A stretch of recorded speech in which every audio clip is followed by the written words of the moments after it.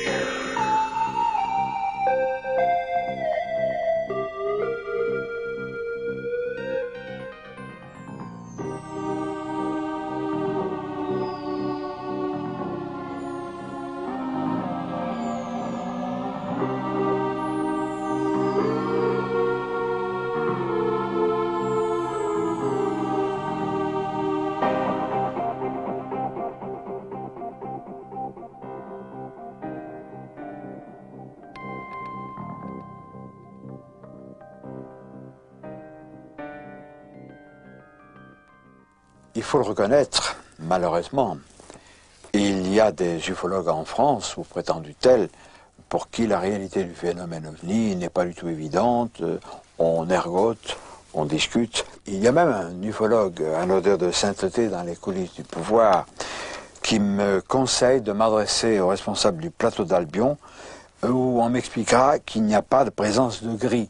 Le gris, je signale à nos amis qui ne connaîtraient pas ça, ce sont des êtres de petite taille, négatifs, sur lesquels j'ai écrit un bouquin, un roman vérité, Ibien, Alerte rouge, chez Vaugirard. Mais là, il ne s'agit plus de roman, mais d'ouvrages documentaires, où j'explique en long, en large et en travers, témoignage à l'appui, qu'il s'agit bien de gris qui sévissent dans les niveaux souterrains du plateau d'Albion. Alors pour enchaîner sur les ufologues un peu bidons, parlons du prince des ufologues, Jean-Jacques Velasco, qui est abondamment cité dans Omniprésent, dans ce numéro-là, dont le nom apparaît un tout petit sur la couverture du bouquin soi-disant de Jean-Claude Boré, OVNI, la science avance, qui est un titre assez amusant si on y réfléchit bien.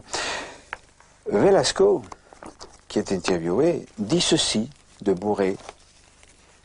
Ils sont amis et il en dit plus de mal que moi je ne dis de Boré. Cet ouvrage à l'aval de mon établissement, à savoir le CEPRA. Et en plus, si certains pensent que Jean-Claude Boré s'approprie cet ouvrage, les gens ne sont pas dupes quant à savoir qui l'a écrit. Ils se rendent bien compte, comme l'a dit un journaliste du Provençal, je crois, qu'il est le vecteur médiatique pour le bouquin. Voilà, c'est tout, et pas autre chose. Fin de citation. Alors là, Boré, il en prend plein les gencives, autant qu'il n'a pu en prendre chaque fois que j'ai dit du mal de lui, avec raison. J'ai chaque fois apporté des éléments. Il n'y a pas que des ouvrages négatifs, fort heureusement. Notre ami Jean-Luc Chomail a publié Le temps et les ovnis chez SPM, fort intéressant, et enfin, ce remarquable ouvrage de Jean-Gabriel Grelet, Un pylône de ligne parle, les objets volants non identifiés, chez Guy Trédaniel.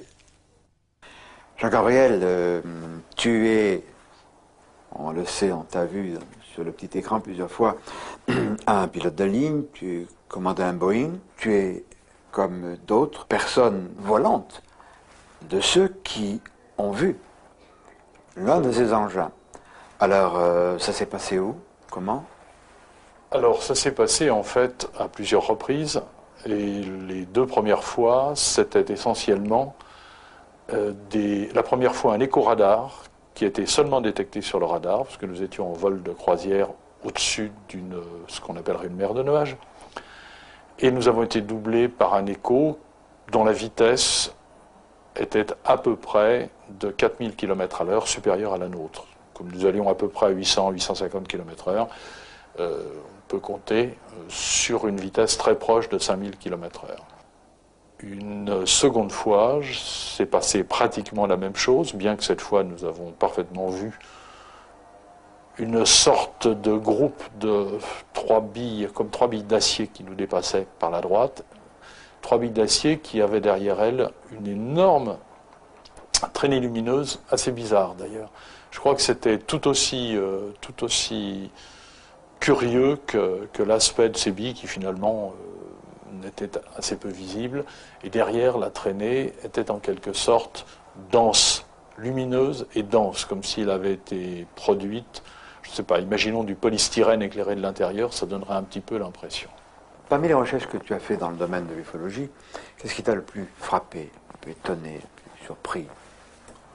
Oh, c'est un petit peu difficile à dire, mais en réalité, la chose qui me surprend toujours le plus, mais qui finalement, a fini m'a convaincu de la réalité du phénomène OVNI, de sa réalité concrète, ça a été l'attitude complètement aberrante des autorités officielles américaines, qui avaient été mes chefs pendant que j'étais élève pilote aux États-Unis, et qui, en pleine guerre de Corée, négligeaient complètement, mieux faisaient le nécessaire pour qu'il n'y ait aucun rapport d'objets, au moins d'apparence d'objets, qui se promenaient dans le ciel des États-Unis, en pleine guerre de Corée, alors qu'ils étaient en train de former des milliers de pilotes pour la Troisième Guerre mondiale.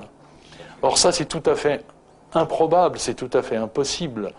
On ne néglige pas, d'abord, quand on est responsable de la défense aérienne d'un territoire, on ne néglige pas ce qui se passe dans le ciel, mais mieux encore, on ne fait pas le nécessaire pour faire taire les témoins potentiels.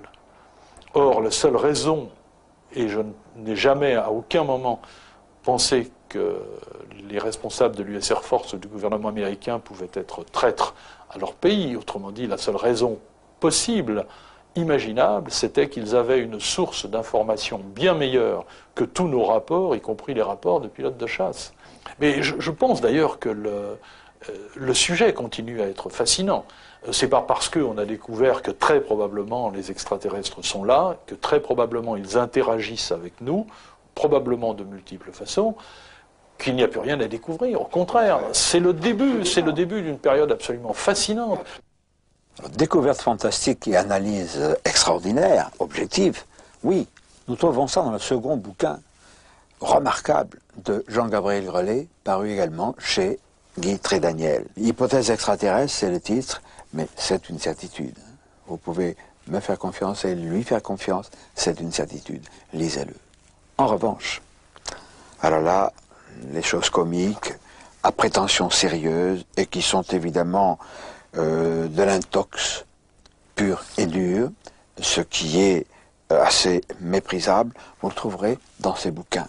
Alors cet ouvrage en particulier, il est dangereux, parce que sous couvert de recherches qui ont l'air objectives, intéressantes, il s'inspire constamment du GEPAN puis du CEPRA, c'est la même mafia. On cherche à nous raconter des salades, parce que cet auteur, Roussel, s'appuie uniquement sur les principes de banalisation édictés par le GEPAN puis le CEPRA. C'est-à-dire que tous ces phénomènes appartiennent au genre tout à fait banal, c'est mal expliqué, les ovnis, oui, probablement, mais enfin, c'est pas sûr, on va voir, il n'y a rien. Alors, prudence. Maintenant, nous allons nous rendre dans la Meuse, à Tronville-en-Barrois, auprès d'une famille qui ne fait pas parler d'elle, des gens normaux, qui ont vécu une bien curieuse aventure qui ne doit rien à l'imagination. Monsieur Michel Lopez, c'était la nuit du 3 janvier 1994, il était minuit environ. 0h05. Voilà. Qu'est-ce qui s'est passé? Il était 0h05, ça a duré jusqu'à 0h20. Alors ce qui s'est passé, c'est-à-dire on venait de se coucher. On venait de se coucher, donc tout le monde était couché. Donc moi, ma femme et mes enfants. Donc moi, ma femme et la petite. Bon, tout d'un coup, moi je vois une lueur très claire. Bon, alors de là, moi ça m'a quand même inquiété. J'ai dit, bon, il y a quelque chose qui se passe. Puis premièrement, moi je dors toujours mes volets ouverts. Comme je sais qu'il y a pas mal de coups durs, des fois de cambriolage, les voitures, comme ma voiture couche dehors. Alors je me suis mis tout de suite à ma fenêtre. Et c'est là que j'ai dit, qu'est-ce qui se passe? Qu'est-ce que c'est de ce phénomène-là? Qu'est-ce que c'est? Alors c'est là que tout le monde s'est levé, hein, toute ma famille. Et puis quand on a découvert ce phénomène-là, de l'intérieur, et on l'a observé peut-être 2-3 minutes à l'intérieur, Alors, M. Lopez, après avoir vu cette lueur dans votre chambre, vous êtes sorti, vous avez vu quoi? Ben, moi, j'ai vu un engin posé, mais je ne l'ai pas vu ni décoller, ni atterrir. Je suis franc, hein. C'est ce que j'ai bien dit à tout le monde. Moi, j'ai vu qui était à terre, et moi, pour moi, c'est un truc, un phénomène que j'ai jamais rencontré dans ma vie, ni ma femme, ni mes enfants, ils ont tous été marqués par ça. Et ça avait la forme circulaire, hein, en circulaire. À peu près, d'après ce qu'on, j'imagine, 5-6 mètres en circulaire, avec un dôme. Le dôme était transparent. Le dôme en façade, très large, et très haut, et très transparent. Très transparent, très clair. On les voyait comme on se voit ici. Et vous avez vu des... 3 êtres humains. De front, hein, comme ça, hein, en façade. Comme voilà, on est là, tous les trois. Tous les trois. Ils étaient assis ou... Par moment, ils étaient assis, par moment, ils étaient debout. Ah bon? Dans cet engin-là. Ils étaient assis et par moment debout, hein, je précise bien. Parmi, après on a pris un par un les jumelles de ma fille. Parmi un des 3, celui qui se trouvait au milieu, il avait une tête comme ça c'est vrai. Plus grosse que la nôtre. Plus grosse que la nôtre, et bien important. Et les 2 autres se trouvaient normal, une adulte comme nous, à peu près 1m75, 1m80 de grandeur. Et leurs vêtements se trouvaient gris, en amiante brillant. Gris en amiante brillant. Visage découvert, n'avait pas de... Là, je peux pas vous dire, on ne voyait pas de masque. Hein.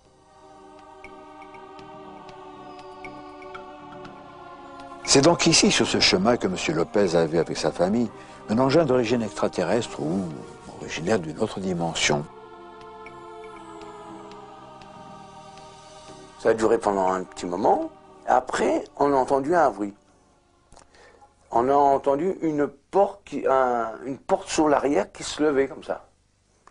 Vous voyez ce que je veux dire, hein, mais pas une porte comme une voiture, une machine qui se levait comme ça. Et parmi un des 3, donc il y avait celui qui était là, à droite, celui qui était au milieu, qui avait une grosse tête, et celui-là. Celui qui était à ma gauche, là, a sorti par l'arrière et est venu devant. Et il avait une grande torche. Vous l'avez vu sortir? Ah oui, il y en a un qui est sorti. Vous l'avez vu sortir? Il y en a un qui est sorti avec une torche.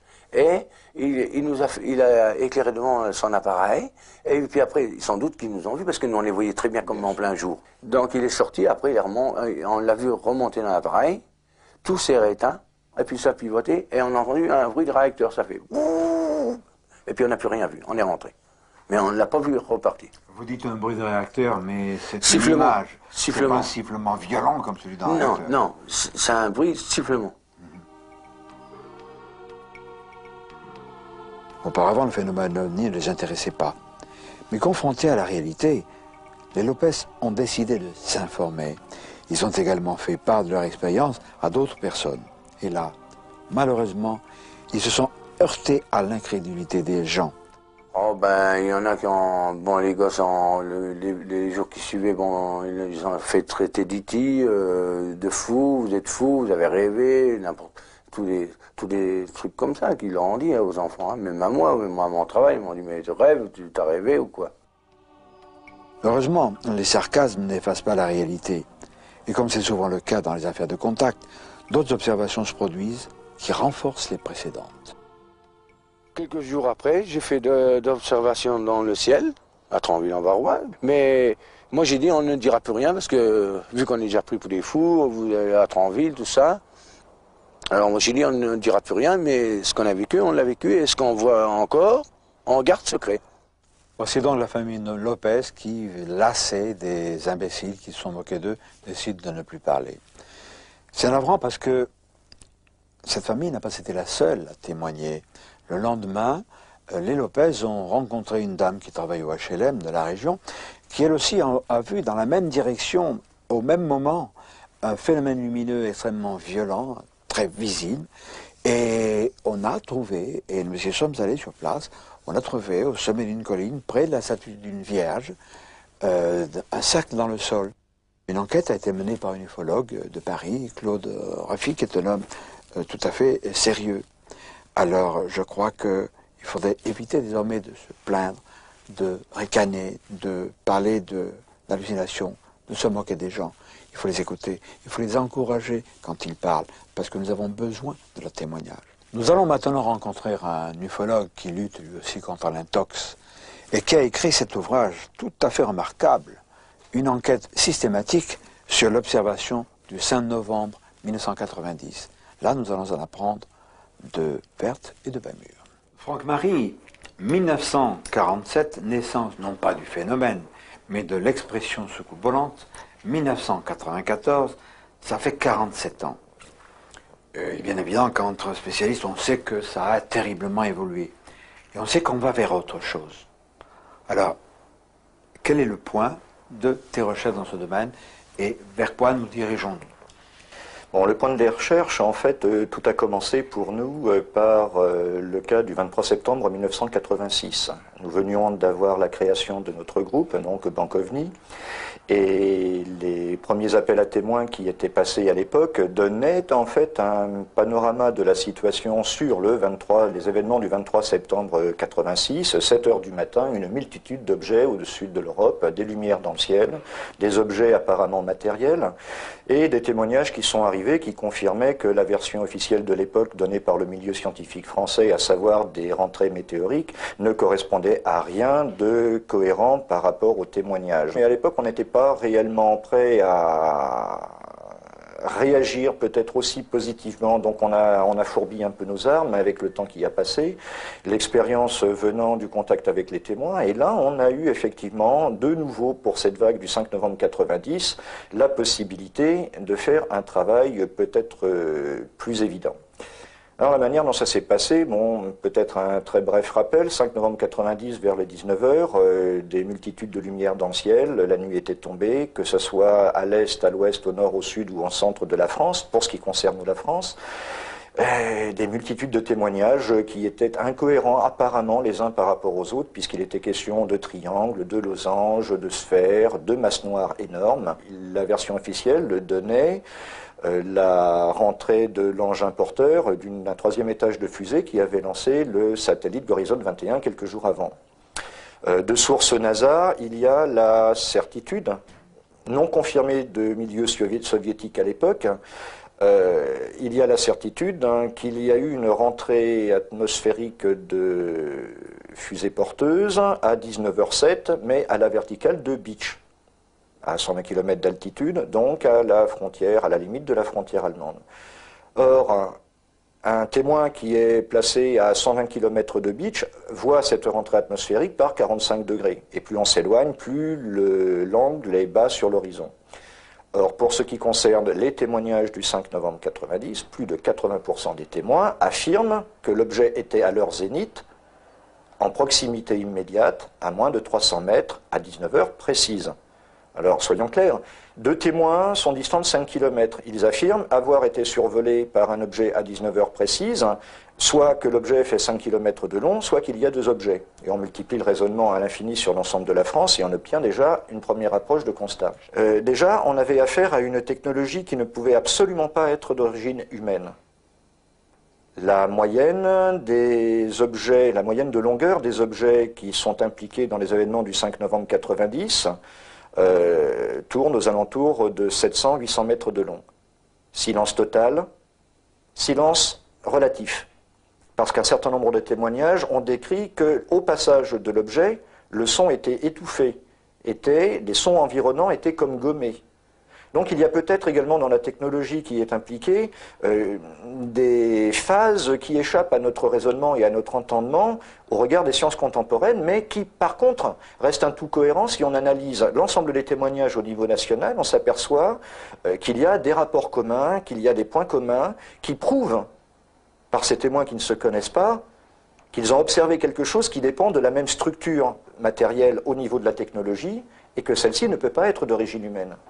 Il y a quelque chose qui se prépare, semble-t-il. Le 5 novembre 90, on a eu le sentiment extrêmement vif, et cela, nous faisons le pari que personne, y compris dans le milieu scientifique, ne pourra prouver le contraire, que nous sommes rentrés en phase de pré-contact.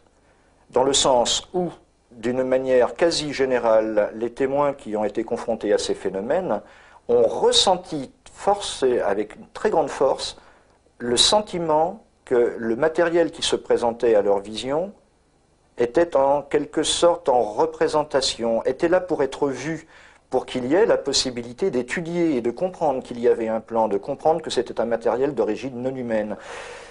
Il y a une telle évidence que les informations qui ont transité tant par la gendarmerie que vers l'armée, que vers les observatoires ou la presse ou vers nous, abondent d'informations prouvant qu'il y a la réalité des phénomènes du 5 novembre et des déductions qu'on en a pu en faire. La position du CNES est en quelque sorte devenue comme une...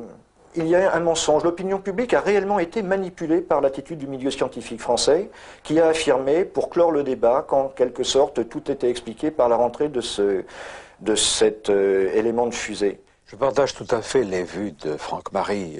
Le CNES, le Centre national d'études spatiales à Toulouse, a chapeauté le GEPAN et le CEPRA. Maintenant, il est le siège d'une monstrueuse intox et le siège de la désinformation systématique à propos des ovnis. Nous avons montré dans plusieurs de nos précédentes cassettes l'existence de cette sorte de mafia planétaire, de gouvernement secret qui étouffe vraiment la vérité. Il n'y a pas qu'en France, c'est un peu vrai partout. Et cette vérité n'est pas agréable à entendre, bien sûr. Ces extraterrestres se conduisent chez nous en terrain conquis. Mais nous avons quand même des éléments valables en faveur de la réalité objective de ces phénomènes, de ces manifestations. Nous avons rencontré à Marseille une femme charmante et ses 2 fils qui nous ont fait part des événements qu'ils ont vécus, extrêmement curieux et inquiétants. Renaud, c'est vous qui avez vu le premier un objet évoluer au-dessus des collines Marseille-Vert. C'était quand? Eh bien, écoutez, il s'agissait du 19 novembre 1993, vers 22h15. Je me suis rendu sur mon balcon et mon regard s'est posé, par le fruit du hasard, sur le massif de Marseille-Vert. Et quelle ne fut pas ma surprise de constater qu'une apparition fulgurante, fort lumineuse, d'origine, à mon sens, non terrestre en l'état actuel des connaissances scientifiques modernes, je pensais vraiment que cette apparition était le fruit de quelque chose d'extraordinaire. C'était comment? C'était sphérique, c'était long, c'était carré? Eh bien écoutez, je ne peux rien vous dire de plus ou de mieux que cet appareil avait vraiment, véritablement la forme d'une goutte d'eau. D'une goutte d'eau, donc d'une forme peu commune en matière d'aéronautique. On connaît la forme, bien évidemment, des aéroplanes, des avions, des fusées, voire des phénomènes stellaires, comètes, etc.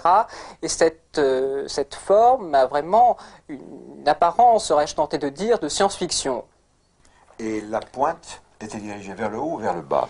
Eh bien écoutez, cette apparition se situait sur un plan horizontal.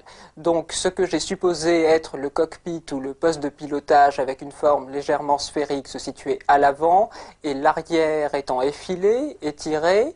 Il s'agissait véritablement donc d'un plan horizontal et d'une direction légèrement sphérique. Le véhicule a suivi pratiquement, le véhicule ou l'appareil a suivi la trajectoire du massif de Marseille-Vert et de la colline. Intrigué par cette affaire, Olivier, le frère de Renaud, décide de se rendre dans la colline Marseille-Vert. Et là, il sera à son tour confronté au phénomène. Alors, le phénomène s'est passé vers 15h. Voilà, c'était dans les jardins de Marseille-Vert, dans les collines de Marseille-Vert. Et suite à l'observation de mon frère, j'ai décidé d'aller sur le site et de voir s'il y avait des traces. Alors, je suis monté sur la montagne. Je suis resté 2 ou 3 minutes et auparavant j'ai entendu des bourdonnements.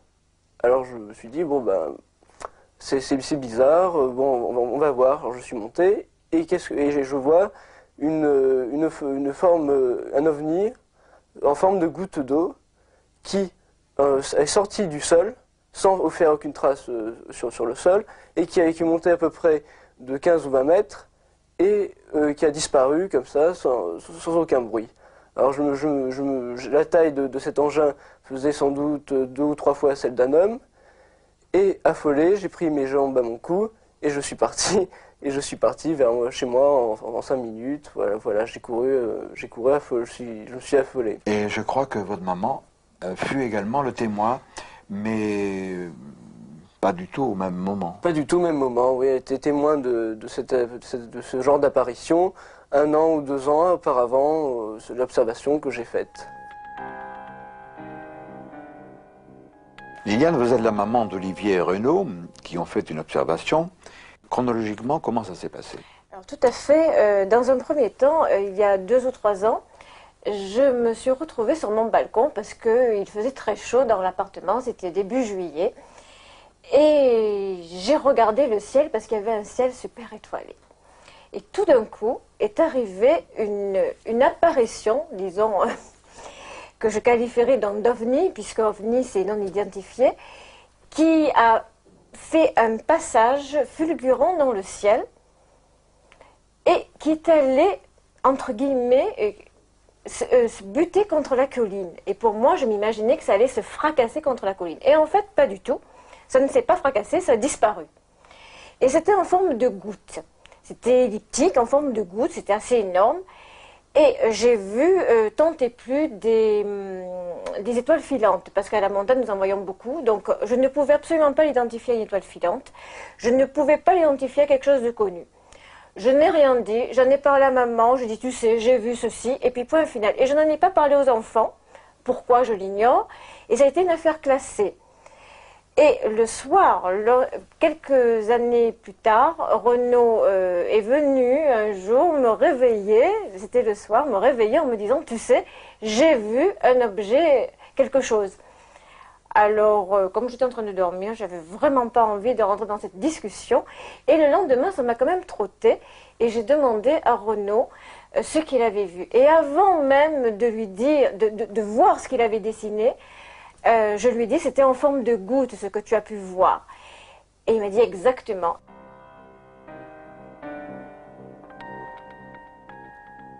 Une sensation d'être observé, ça s'est fait sentir. Hein. Vous voyez, dans ma chambre, sans être plus ou moins paranoïaque, hein, j'ai eu que pendant quelques temps une sensation d'être observé, parce que j'ai la vue de ma chambre qui donne directement sur l'endroit de l'observation, et il est apparu quelques petites boules sphériques près du site.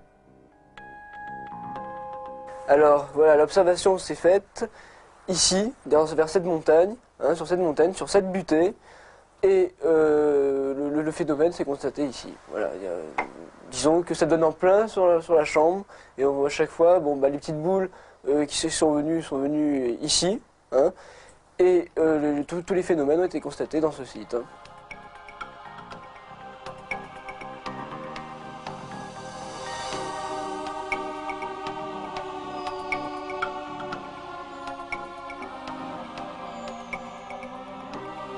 Avec Alain Ranguis, nous nous rendons sur place. Alain Ranguis du CEOF, le Centre d'études d'Omni France. Sa formation d'ingénieur nous permet de tester la radioactivité du site ainsi que d'autres paramètres. Comme nous nous y attendions, les mesures ne révèlent rien d'anormal. Pourtant, un événement intéressant se produit.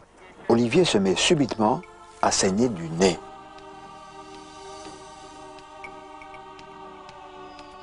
J'ai des saignements de nez fréquents qui se sont déclenchés depuis que j'ai fait cette observation. Voilà. Alors là, on s'est rendu sur le site de l'observation et c'est passé un phénomène que je ne sais pas expliquer, c'est-à-dire mon nez s'est mis à saigner. Voilà. Et votre frère Renaud, ça lui arrive aussi? Oui, depuis l'observation. Voilà. Avant, ni vous, ni votre frère n'aviez de saignement de nez. Tout à fait. En dehors de ce saignement de nez, est-ce qu'on peut parler d'autres types de séquelles? Ah oui, alors on peut parler d'autres types de séquelles, c'est-à-dire depuis que j'ai fait mon observation, je fais des angines à répétition, hein, des angines, des rhumes, je suis tout le temps enrhumé, et bon, je prends des traitements, et rien n'y fait. Hein. Rien n'y fait, donc ça fait 4-5 mois que je me trimballe, entre guillemets, mon angine, qu'on ne sait pas expliquer. Voilà. Dans ce cas, ces jeunes gens, c'est ce qui manque qui est le plus important. En effet, ces saignements donnés sont le symptôme, sont l'aspect visible de la mise en place d'un implant. Ce qui implique évidemment qu'il y a eu une rencontre rapprochée, voire un enlèvement. Ces saignements donnés se poursuivent, de même que notre enquête. Alors, gardons le domaine de l'hypothèse, même si nous sommes enclins à penser qu'il y a eu enlèvement. Nous en saurons peut-être davantage plus tard, avec ce cas extrêmement intéressant. Mais nous avons eu la chance de rencontrer à Paris Laurence Rodriguez, une jeune femme qui, elle, a rencontré un gris. Oh, pas sur les Champs-Élysées, mais à Paris tout de même, pas très loin de Notre-Dame.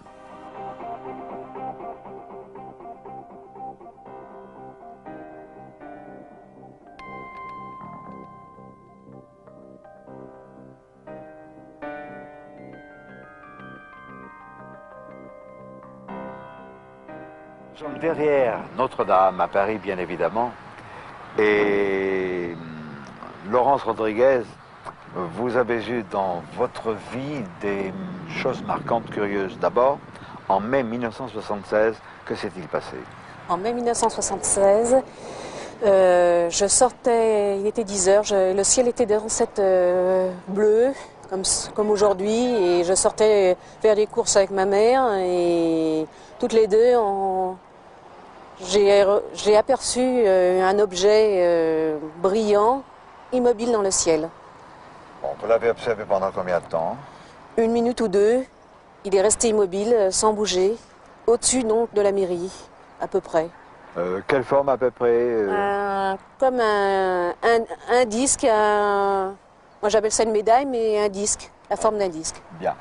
Quelques années plus tard, disons 10 ans plus tard, c'était en 88 je crois. 88, en mai 88. Vous étiez dans ce square, Jean 23, avec vos jeunes cousines espagnoles. Oui, je leur faisais visiter la ville. Voilà.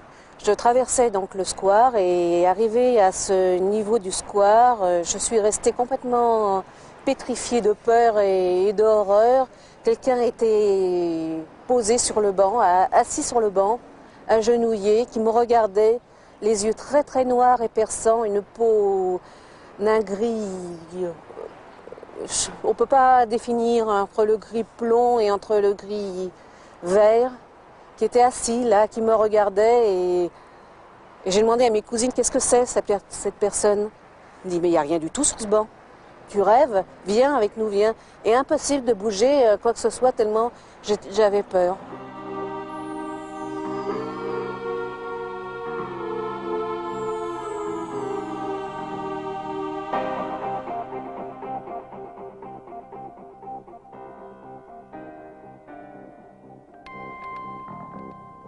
C'était donc cette chose, entre Oui, c'était cette guillemets, chose-là. que vous avez vue, qui était grande, petite, Oui, assez grande hein, quand même.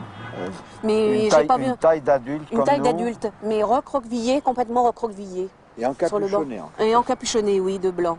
D'un blanc comme du lin. Bien, alors cette observation, vous l'avez faite toute seule, c'est-à-dire Toute que seule, vos oui. cousines ne l'ont pas vue. Personne ne l'a vue, Ils n'ont non. pas vu cette créature. Et cette créature, vous regardez-vous ou Non, elle me regardait, elle me fixait. Elle vous fixait. Elle me fixait. Elle vous fixait.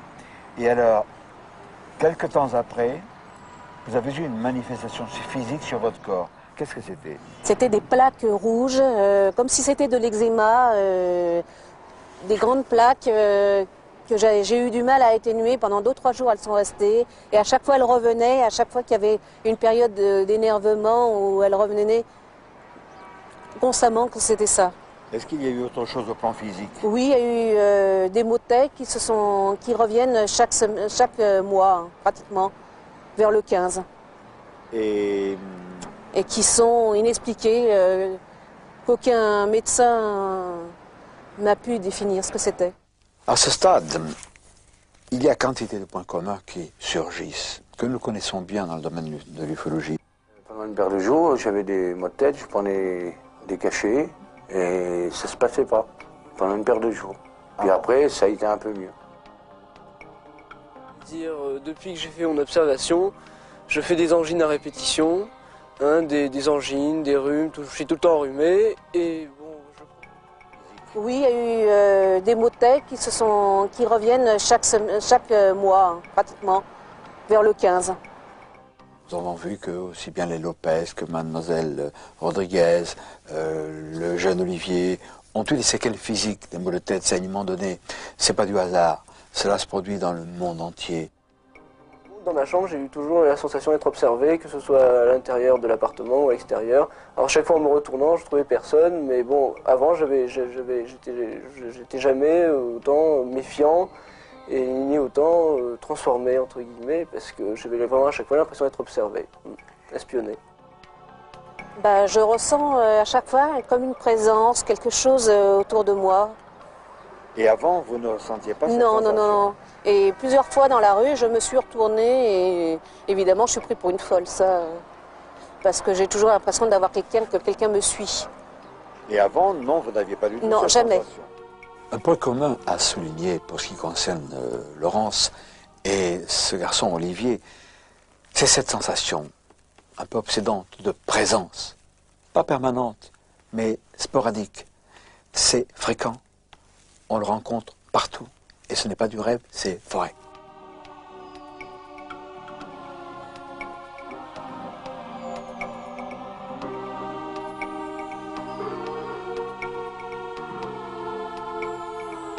Et c'est vrai, parce que nous sommes une espèce sous surveillance de ces êtres qui viennent d'ailleurs.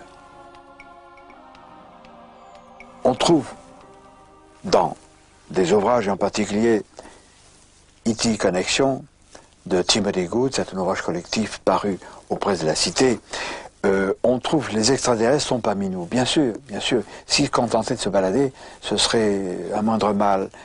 Là, on les montre agir. Et c'est fichtrement inquiétant.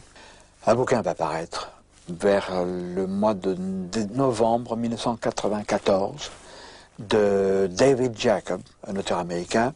Il aura pour titre Secret Life, ou plutôt Vie secrète, avec un sous-titre qui n'a pas encore été trouvé, qui voudra dire les extraterrestres qui sont chez nous, qui se manifestent, enfin peu importe. Rappelez-vous, Vie secrète, David Jacob, novembre 1994, auprès de la Cité. Mais, dans un an,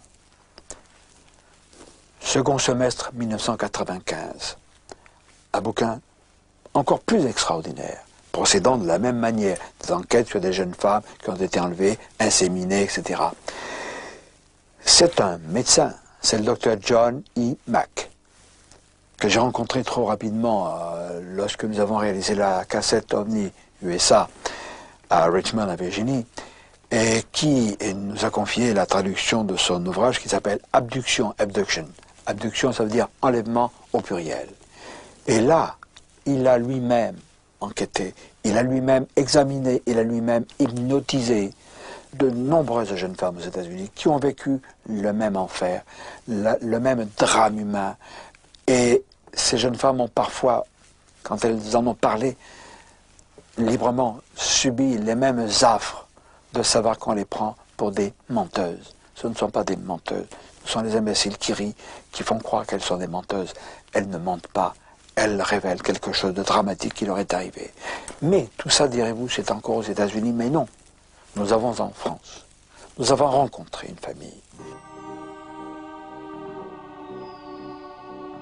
Par souci de discrétion, nous l'avons invité, cette famille, au Novotel de Nancy, pour le premier contact.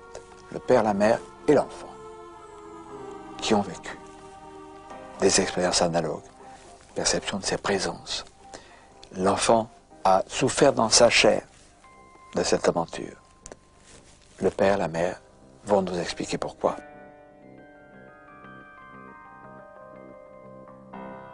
Georges, nous avons fait une petite réunion, une petite rencontre au Novotel de Nancy-Ouest. Ça, c'est pour noyer le poisson, pour les indiscrets. Et nous sommes maintenant chez vous, quelque part en Lorraine. Votre épouse Geneviève et puis le petit Phil. Quelque chose s'est passé dans votre vie il y a à peu près 5 ans. Quelque chose d'insolite. Comment tout a commencé? Eh bien, ça a commencé par l'apparition de petites silhouettes noires assez furtives Donc ma femme Geneviève en a vu de son côté, moi du mien, mais jusqu'à un événement, nous n'avons jamais discuté de ces choses-là entre nous. C'est ça, vous étiez un peu gênés l'un l'autre en se disant, si moi je le dis, Geneviève va s'imaginer que je rêve, et Geneviève de son côté se disait, si je dis ça à Georges, il peut penser que je rêve aussi. C'est ça. Oui, effectivement, c'est comme ça que ça s'est passé. Au début, ça se passait toujours quand je travaillais dans la cuisine. C'était toujours par la porte-fenêtre, il y avait toujours une petite ombre qui apparaissait comme ça, puis dès que je me retournais brusquement, ça disparaissait. Et au début, ça faisait comme une sorte d'angoisse. À partir d'un certain moment, ces ombres ont cessé d'être seulement des ombres. Vous avez perçu quelque chose de... Oui, qu'on me touchait. Un contact. Oui, un contact. Parce que j'étais en train de préparer à manger, d'éplucher des légumes. Et puis j'étais penchée sur mon ouvrage. Et puis j'ai senti quelqu'un qui me frôlait derrière, comme s'il voulait regarder qu'est-ce que je faisais. Et je me suis tournée, parce que là, j'étais quand même habituée à peut-être pas à ce frôlement, mais à avoir des ombres, habituée. Et je me suis retournée tout doucement et j'ai vu disparaître... Une silhouette. Une silhouette. De grande ou petite taille? De ma taille quand même.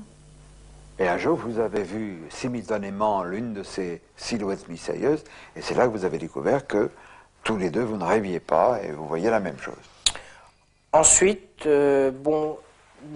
c'était l'année 92, Phil a fait un cauchemar une nuit, enfin un cauchemar entre guillemets, et il était très terrorisé. J'ai mis à peu près plus d'une demi-heure à le calmer. Et il m'a dit qu'il avait rencontré des extraterrestres, qu'ils étaient venus dans sa chambre, des petits êtres avec des poils. Le lendemain matin, donc, je lui ai demandé de me faire un dessin. Et ce dessin représente assez bien l'illustration d'un EBE, un petit gris. Par la suite, Phil nous a appris que ces êtres revenaient quelquefois le voir et lui enfonçaient des aiguilles à différents endroits. Donc quelquefois elles laissaient une trace, d'autres fois non. Elles ont laissé donc principalement une trace dans la colonne vertébrale, au niveau où on fait les ponctions lombaires habituellement, et il s'est passé au moins 2 mois, plus de 2 mois avant que la trace disparaisse. Donc j'avais même fait une photographie.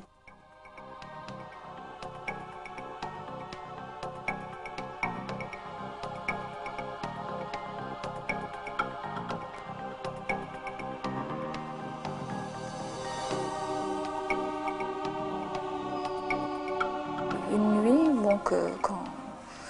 parce que je voulais refermer la porte de mon fils, parce qu'il la laisse toujours entrouverte, parce qu'il il a peur la nuit. Et quand je voulais m'approcher de la porte, j'ai entendu elle est là. Alors moi j'ai dit je rêve ou c'est... Voix masculine, féminine Je sais plus. Non, pour vous dire, c'était une voix. Et j'ai ouvert tout de suite la porte parce que j'ai eu peur qu'est-ce qu'ils vont faire à mon garçon. Alors je suis rentrée et il n'y avait plus rien. Il dormait. Mais depuis que j'ai entendu ces voix, je suis sûre que quand je suis toute seule la nuit, j'ai l'impression d'être surveillée. Même quand j'éteins les lumières, il y a un soir, et j'ai l'impression qu'il y avait des ombres tout autour de mon lit. Des présences. Oui, une présence. Et dès que j'allume la lumière, il n'y a plus rien. Pas de perception de bruit de pas, non? Non. Et j'ai l'impression d'être toujours épiée quand je veux dormir. Et puis j'ai pas l'impression qu'on essaie de m'hypnotiser. Et alors c'est sûr que ça m'empêche beaucoup de dormir.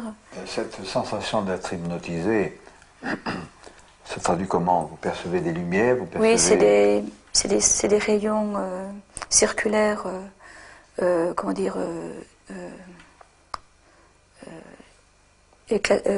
blanc. Un faisceau? Oui, un faisceau. Comme si on voulait me faire rentrer dans ce faisceau. Alors chaque fois, j'ai dit non, je ne veux pas y être. Alors j'ouvre les yeux, j'ouvre la lumière et Et la sensation Oui, disparaît. elle disparaît. En tout cas, j'ai jamais essayé de marcher dans leur jeu, dans leur système. Autrement, ils reviennent souvent lui faire donc ces petits prélèvements, ou je ne sais pas quoi, lui mettre ses aiguilles. Et c'est là qu'il nous a parlé donc de nouveaux types de créatures sans poils. Je vous ai posé la question lorsque nous en avons parlé au téléphone l'année dernière. Est-ce que vous aviez laissé traîner mon roman Vérité et bien? Et vous m'avez dit pas du tout, il ne l'a jamais vu. Non, je l'ai acheté après même. Après. Donc il n'a pas pu être influencé Non. par l'illustration de couverture. Non. Absolument. Puisque en plus, quand je l'ai acheté, je ne vais même pas montrer tout de suite. Et bon, un jour, je lui ai montré, je me semble que c'était vous qui m'aviez dit de lui montrer. Et il m'a dit, ah oui, effectivement, c'est ceux-là. En parlant des velus. Des velus. Donc le fils de Geneviève et Georges a été enlevé maintes fois par des grilles, à son corps défendant, bien sûr. C'est un schéma qu'on retrouve régulièrement. Et à ce propos, j'ai rencontré cet été à Paris, chez mon confrère ufologue Claude Raffi, notre ami Wendell C. Stevens, qui apparaît dans la première cassette, cet Américain de certain âge qui a vécu des aventures curieuses, mais dont la petite fille, elle aussi, a été enlevée par les grilles. C'est un schéma qui est classique. Et en ce qui concerne Phil, fils de ce couple, nous allons l'interroger. Et là, vous allez avoir une surprise. Phil, tu as eu des aventures étranges. Tu as, pendant ton sommeil, tu as vu des choses. Puis ensuite, tu étais réveillé, tu avais très peur. Tu as appelé tes parents. Oui. Hein? Alors, qu'est-ce que c'est qui s'est passé en réalité? Bah, il y avait un extraterrestre. Puis après, il m'a enfoncé une aiguille. Une aiguille? Et après, il est reparti. Où est-ce qu'ils t'ont enfoncé l'aiguille? Là, dans le dos. Dans le dos. Dans le dos. Est-ce qu'ils l'ont fait plusieurs fois?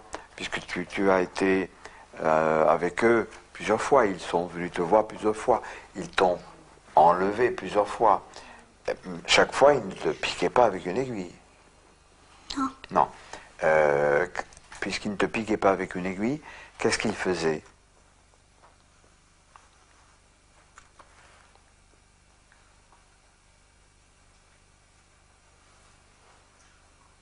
Je vous avais annoncé une surprise. Peut-être que vous êtes un peu déçus. Je vais y revenir. Je voudrais souligner d'abord que cet enfant que nous avons vu au Novotel, en prenant le café avec ses parents, nous avons parlé de choses et autres, très amicalement, je lui ai dit, j'ai des petits-enfants comme toi, etc. Il parlait librement, avec le vocabulaire d'un enfant de 6 ans. Et puis, nous l'avons interviewé, il a répondu, peut-être pas de façon très précise, mais lorsqu'il s'agissait pour moi d'aller, sinon dans ces derniers retranchements, du moins de lui soutirer, de lui tirer les verres du nez, de lui soutirer des informations un peu plus précises, il faisait un blocage. On a caché son visage, vous n'avez pas pu voir son expression. Ça donnait à peu près cela. Avec un regard un peu anxieux, il ne pouvait plus parler. Il faisait un blocage. Je parlais d'autre chose, il redevenait normal, et je recommençais. Et là aussi, un blocage. Et on sentait cet enfant qui voulait parler, mais qui ne pouvait pas parler. Pourquoi? Parce qu'il avait subi ce conditionnement post-hypnotique, ce conditionnement dû au sinistre gris, dont il était l'une des très nombreuses victimes. Quand j'ai su que j'étais enceinte, on s'est demandé avec mon mari comment on a pu le concevoir. C'était un mystère.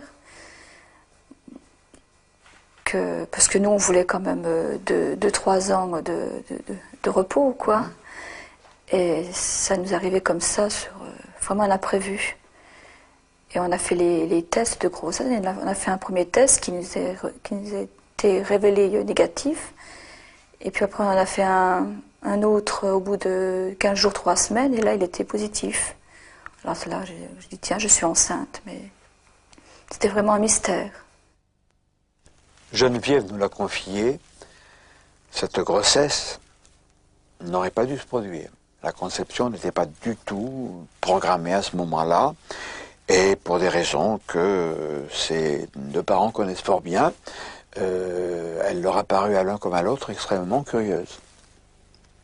Nous, ça ne nous a pas étonnés, car nous savons que dans bien des cas d'enlèvement, de contact rapproché, une jeune femme s'est retrouvée être en attente de maternité, ce qu'elle n'avait pas du tout recherché. C'est donc un point commun. Nous ne pouvons rien affirmer, nous constatons. Les autorités nous cachent des choses, nous savons ce qu'on nous cache, ou du moins une partie de ce qu'on nous cache. Et c'est pourquoi il a été créé l'UEC-DDS, l'Union européenne de chercheurs pour le droit de savoir, dont la réunion presque constitutive s'est tenue à l'hôtel Libis de Grasse en février 1994.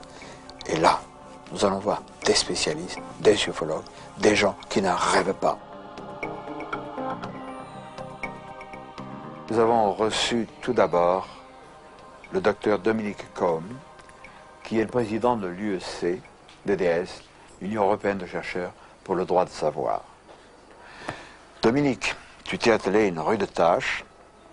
Je vais te demander de résumer un peu les buts de ce groupement, et qui comporte, c'est très important de le signaler, des médecins, des scientifiques, des ingénieurs, des chercheurs, entre autres. Ma première mission est de m'assurer de l'intégrité morale, intellectuelle et également scientifique de tout le bureau.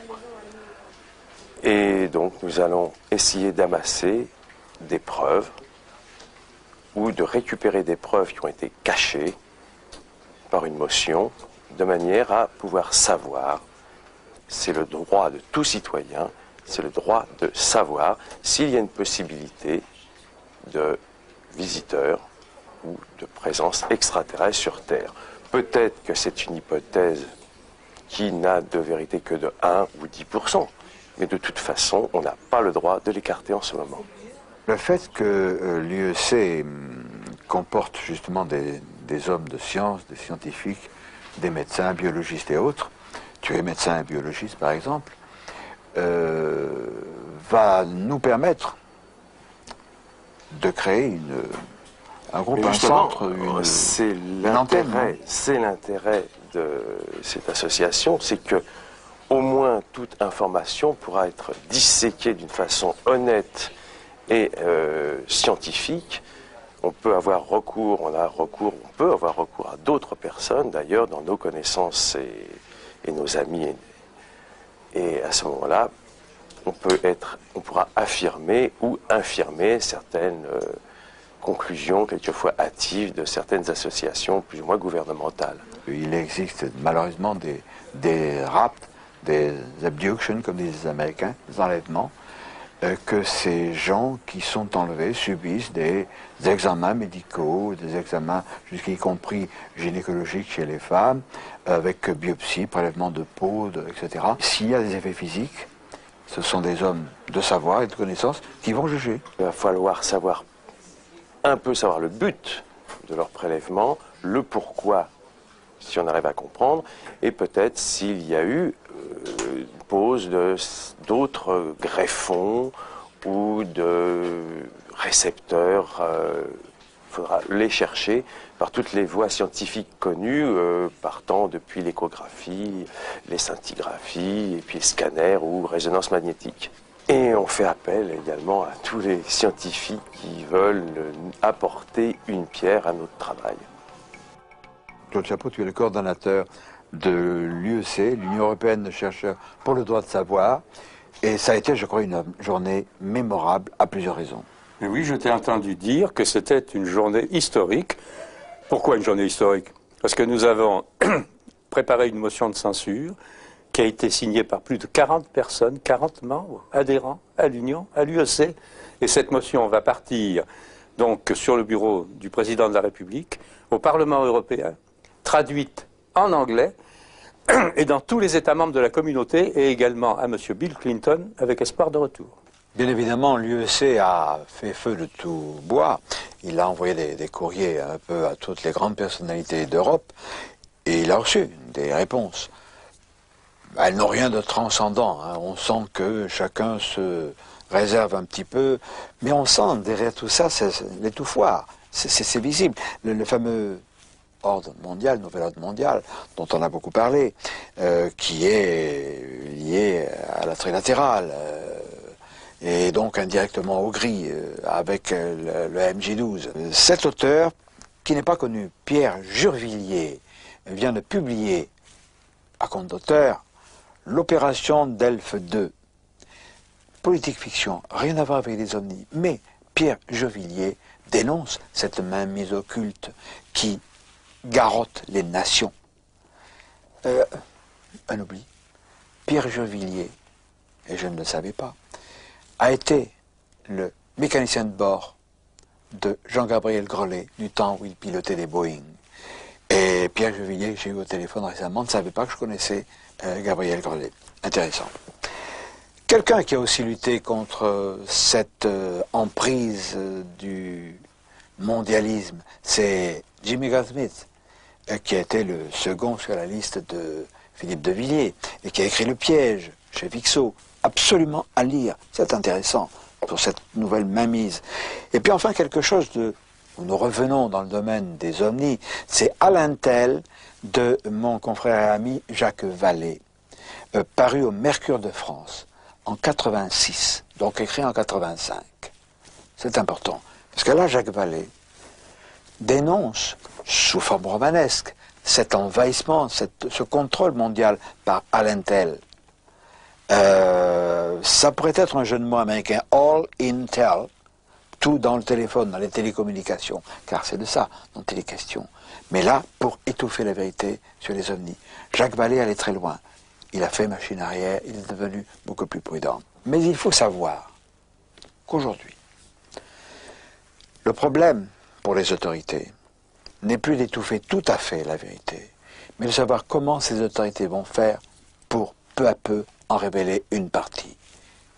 Et là, je vais, mes amis, vous apprendre quelque chose. Je ne pense pas que, avant la réalisation de cette cassette, la presse en aura fait état.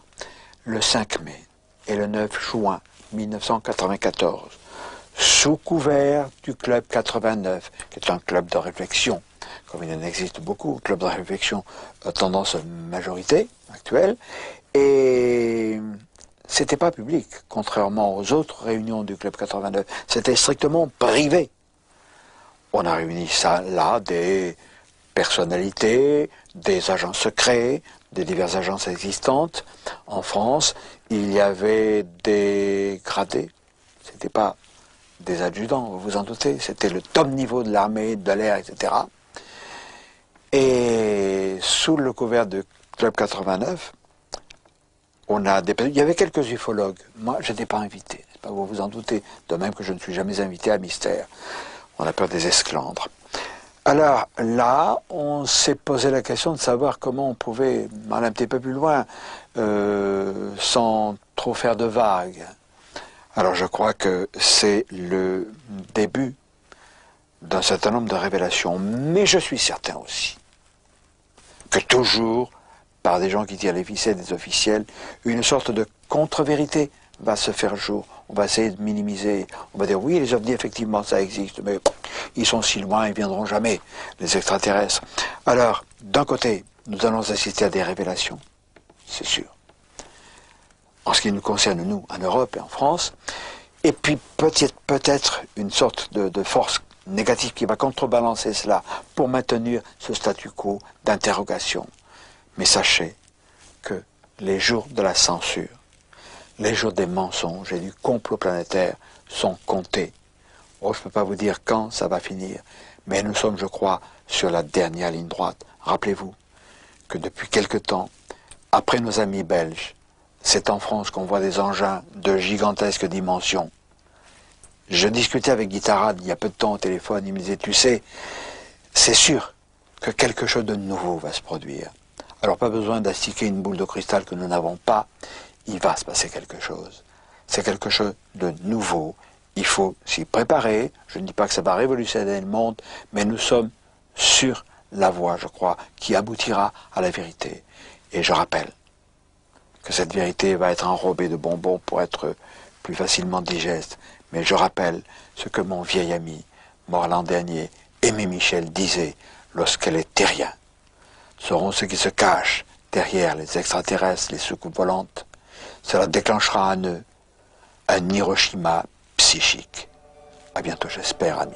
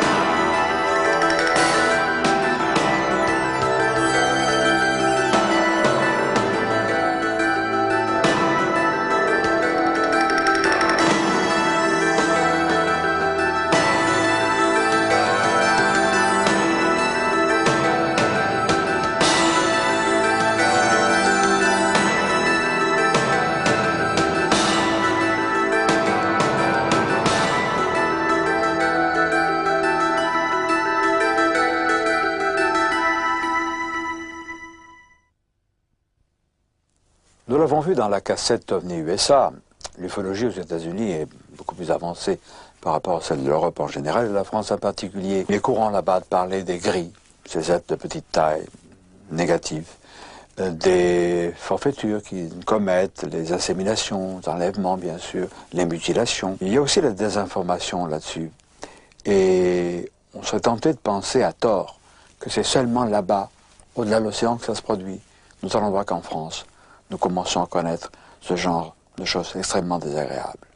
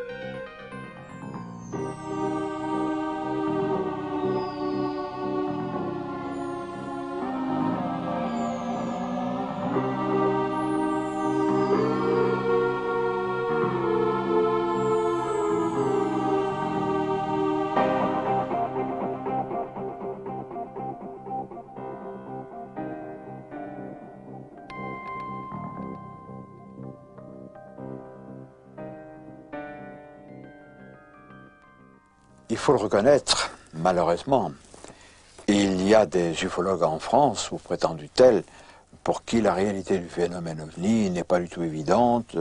On ergote, on discute. Il y a même un ufologue, un odeur de sainteté dans les coulisses du pouvoir, qui me conseille de m'adresser au responsable du plateau d'Albion, où on m'expliquera qu'il n'y a pas de présence de gris.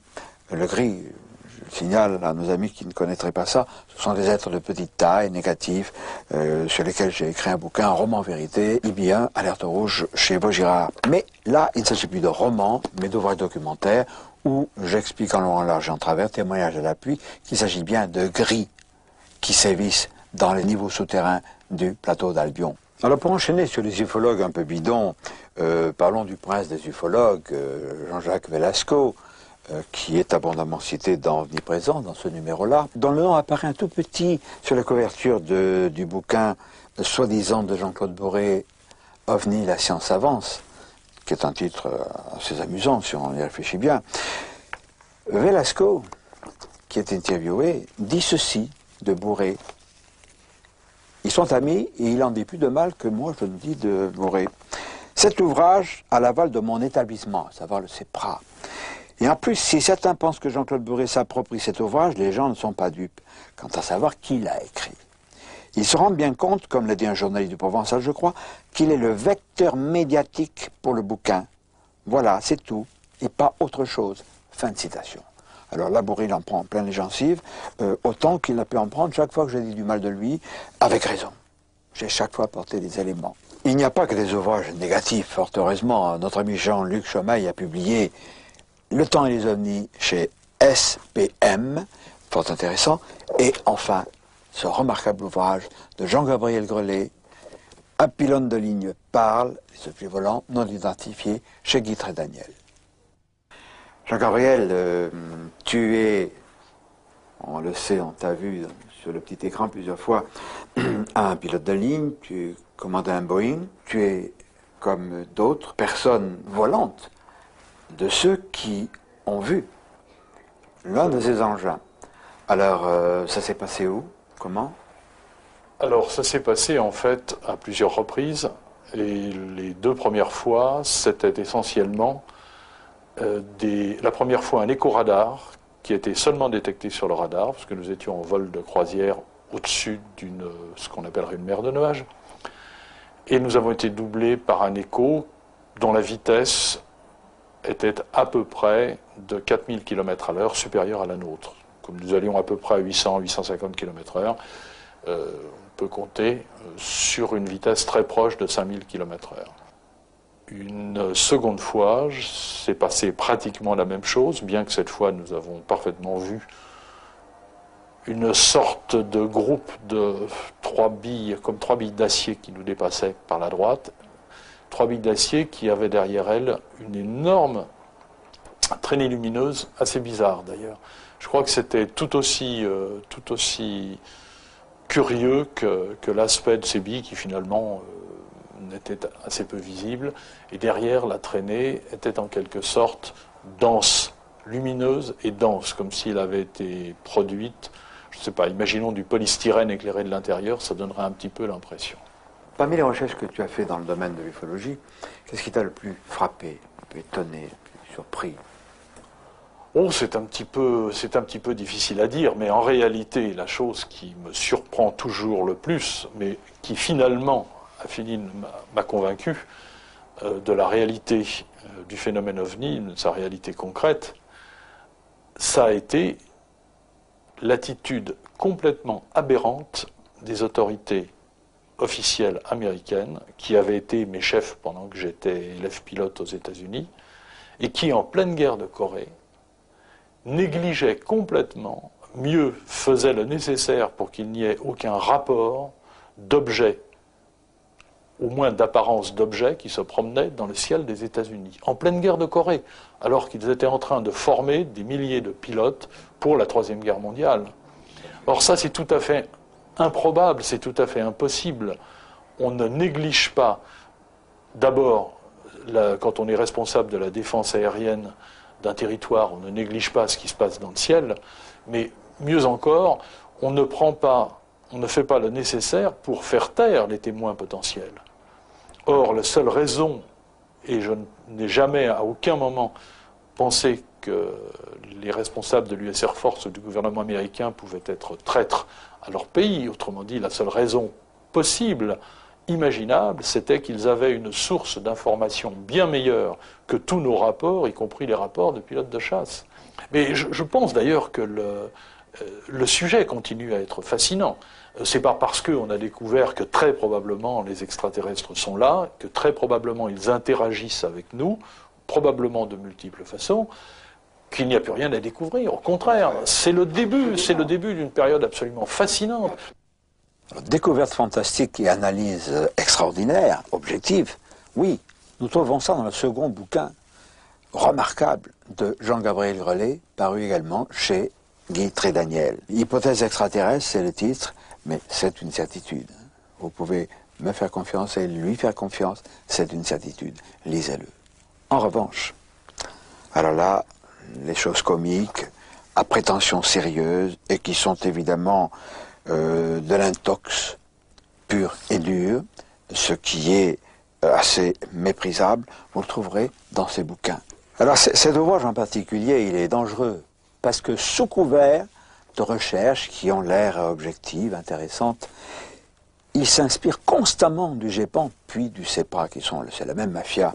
On cherche à nous raconter des salades, parce que cet auteur, Roussel, s'appuie uniquement sur les principes de banalisation édictés par le GEPAN puis le CEPRA. C'est-à-dire que tous ces phénomènes appartiennent au genre tout à fait banal, c'est mal expliqué, les ovnis, oui, probablement, mais enfin, c'est pas sûr, on va voir, il n'y a rien.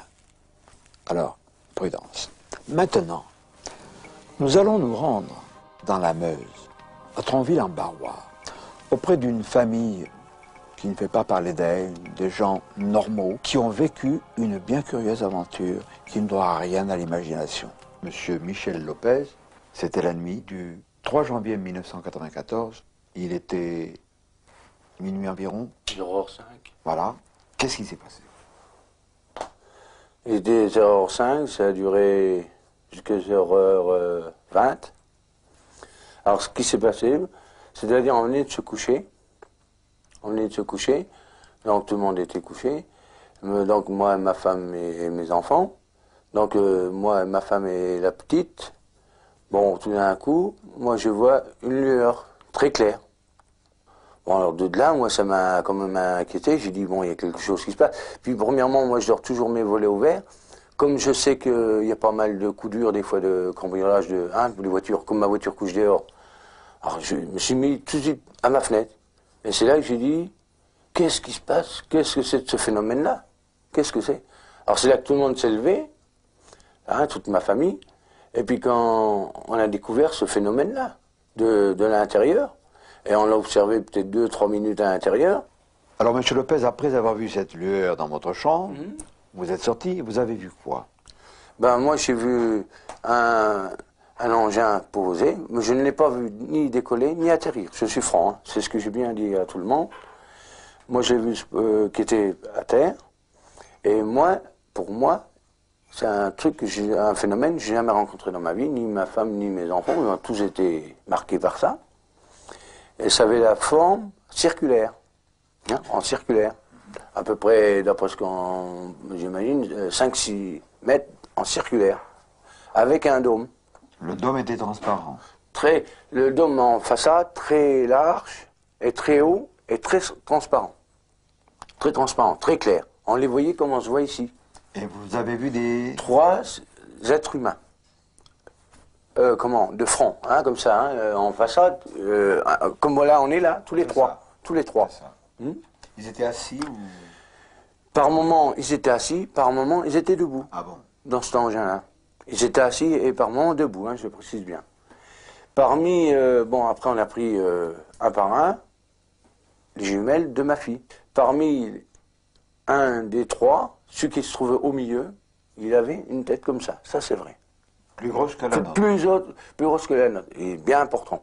Et les 2 autres se trouvaient normal, une adulte comme nous, à peu près 1m75, 1m80 de grandeur. Et leurs vêtements se trouvaient gris, en amiante brillant.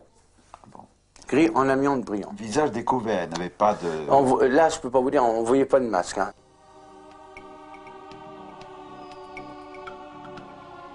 C'est donc ici, sur ce chemin, que M. Lopez a vu avec sa famille un engin d'origine extraterrestre ou originaire d'une autre dimension. Ça a duré pendant un petit moment. Après, on a entendu un bruit. On a entendu une porte sur l'arrière qui se levait comme ça. Vous voyez ce que je veux dire, hein, mais pas une porte comme une voiture, une machine qui se levait comme ça. Et parmi un des trois, donc il y avait celui qui était là, à droite, celui qui était au milieu, qui avait une grosse tête, et celui-là. Celui qui était à ma gauche, là, a sorti par l'arrière et est venu devant. Et il avait une grande torche. Vous l'avez vu sortir? Ah oui, oui, il y en a un qui est sorti. Vous l'avez vu sortir? Il y en a un qui est sorti avec une torche. Et il a éclairé devant son appareil, et puis après, sans doute qu'ils nous ont vus, parce que nous on les voyait très bien comme en plein jour. Donc il est sorti, après on l'a vu remonter dans l'appareil, tout s'est rééteint, et puis ça a pivoté, et on a entendu un bruit de réacteur, ça fait ouh, et puis on n'a plus rien vu, on est rentré. Mais on ne l'a pas vu repartir. Vous dites un bruit de réacteur, mais c'est une Sifflement. image. Sifflement. C'est pas un sifflement violent comme celui d'un Non, réacteur. non, c'est un bruit de sifflement. Auparavant, le phénomène ovni ne les intéressait pas. Mais confrontés à la réalité, les Lopez ont décidé de s'informer. Ils ont également fait part de leur expérience à d'autres personnes. Et là, malheureusement, ils se sont heurtés à l'incrédulité des gens. Oh ben, il y en a qui ont... Bon, les gosses, les jours qui suivaient, bon, ils ont fait traiter d'E.T., de fou, vous êtes fou, vous avez rêvé, tous des trucs comme ça qu'ils leur ont dit aux enfants. Hein. Même à moi, à mon travail, ils m'ont dit, mais tu rêves, tu t'as rêvé ou quoi? Heureusement, les sarcasmes n'effacent pas la réalité. Et comme c'est souvent le cas dans les affaires de contact, d'autres observations se produisent qui renforcent les précédentes. Quelques jours après, j'ai fait d'observations dans le ciel, à Tranville-en-Barrois. Mais moi, j'ai dit, on ne dira plus rien, parce que vu qu'on est déjà pris pour des fous, vous allez à Tranville, tout ça. Alors moi, j'ai dit, on ne dira plus rien, mais ce qu'on a vécu, on l'a vécu, et ce qu'on voit encore, on garde secret. C'est donc la famille Lopez qui, lassée des imbéciles qui se sont moqués d'eux, décide de ne plus parler. C'est navrant parce que cette famille n'a pas été la seule à témoigner. Le lendemain, les Lopez ont rencontré une dame qui travaille au HLM de la région, qui elle aussi a vu dans la même direction, au même moment, un phénomène lumineux extrêmement violent, très visible. Et on a trouvé, et nous y sommes allés sur place, on a trouvé au sommet d'une colline, près de la statue d'une Vierge, un cercle dans le sol. Une enquête a été menée par un ufologue de Paris, Claude Raffi, qui est un homme tout à fait sérieux. Alors, je crois qu'il faudrait éviter désormais de se plaindre, de ricaner, de parler d'hallucinations, de se moquer des gens. Il faut les écouter, il faut les encourager quand ils parlent, parce que nous avons besoin de leur témoignage. Nous allons maintenant rencontrer un ufologue qui lutte lui aussi contre l'intox et qui a écrit cet ouvrage tout à fait remarquable, une enquête systématique sur l'observation du 5 novembre 1990. Là, nous allons en apprendre de Werth et de Bamur. Franck-Marie, 1947, naissance non pas du phénomène, mais de l'expression soucoupe volante, 1994, ça fait 47 ans. Il est bien évident qu'entre spécialistes, on sait que ça a terriblement évolué. Et on sait qu'on va vers autre chose. Alors, quel est le point de tes recherches dans ce domaine et vers quoi nous dirigeons-nous? Bon, le point de recherche, en fait, tout a commencé pour nous par le cas du 23 septembre 1986. Nous venions d'avoir la création de notre groupe, donc Banque OVNI, et les premiers appels à témoins qui étaient passés à l'époque donnaient en fait un panorama de la situation sur les événements du 23 septembre 86, 7 heures du matin, une multitude d'objets au-dessus de l'Europe, des lumières dans le ciel, des objets apparemment matériels, et des témoignages qui sont arrivés qui confirmaient que la version officielle de l'époque donnée par le milieu scientifique français, à savoir des rentrées météoriques, ne correspondait à rien de cohérent par rapport aux témoignages. Mais à l'époque, on n'était pas réellement prêt à réagir peut-être aussi positivement, donc on a fourbi un peu nos armes avec le temps qui a passé, l'expérience venant du contact avec les témoins, et là on a eu effectivement de nouveau pour cette vague du 5 novembre 90 la possibilité de faire un travail peut-être plus évident. Alors la manière dont ça s'est passé, bon, peut-être un très bref rappel, 5 novembre 90 vers les 19h, des multitudes de lumières dans le ciel, la nuit était tombée, que ce soit à l'est, à l'ouest, au nord, au sud ou en centre de la France, pour ce qui concerne la France. Des multitudes de témoignages qui étaient incohérents apparemment les uns par rapport aux autres, puisqu'il était question de triangles, de losanges, de sphères, de masses noires énormes. La version officielle donnait la rentrée de l'engin porteur d'un 3e étage de fusée qui